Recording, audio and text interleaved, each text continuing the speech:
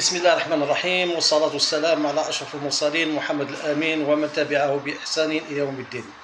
إخواني، الحمد لله انتهى العدوان على دولة جمهورية إيران المسلمة، واستطاعت إيران الصمود والثبات والمحافظة على نظامها وعلى دولتها وعلى وجودها، وهذا شيء إيجابي. هذه أول مرة دولة إسلامية تستطيع الصمود والمقاومة بهذا المنظر الجميل والرائع. ولكن احنا نعرف كلنا باللي أمريكا ليس من مصلحتها إسقاط النظام الإيراني أو تحطيم إيران، لأنها تحتاجها. إيران بالنسبة لأمريكا هي الغول اللي تخوف به دول الخليج. كما كنا احنا صغار بكري والدينا يخوفونا بالغول، يقولنا إلا ما تركدوش نجيب لكم الغول ولا نجيب لكم الغولة.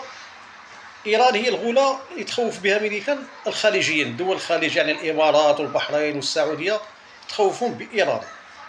يعني يا تدفعوا الجزية تعطوني الدراهم يا نحرش فيكم إيران. يعني مسألة تاع القضاء النهائي على إيران غير مطروحة بالنسبة لأمريكا. احنا نتكلموا على أمريكا. ولكن الملاحظ في هذه الحرب هذه هو أن إيران كما الفريق تاع كرة القدم. يعني احنا نعرفوا الفريق تاع كرة القدم فيه الدفاع وفيه الهجوم وفيه وسط الميدان.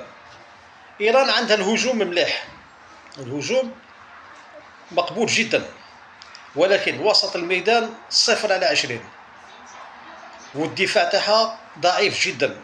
وش هو الدفاع تاعها؟ هي الدفاعات الجوية، هي الدي يعني ضعيفة، ما تمكنش من حماية أجوائها من الطيران العدو. وكي يقولوا ميليو تيران، حنا نعرفوا كاين ميليو تيران ديفونسيف وكاين ميليو تيران اوفونسيف. يعني هو الميليو تيران هو الطيران، والطيران كاين الهجومي وكاين الاعتراضي. الهجومي اللي راح يهجم على الدول العدو، الطيران الاعتراضي هو اللي يعترض الطائرات المهاجمة. هو ما عنده لا هجومي لا اعتراضي. هذا هو إيران، يعني مخصوصة من الناحية التقنية، من الناحية تاع الدفاع الجوي ومن ناحية الطيران، يعني 0/20.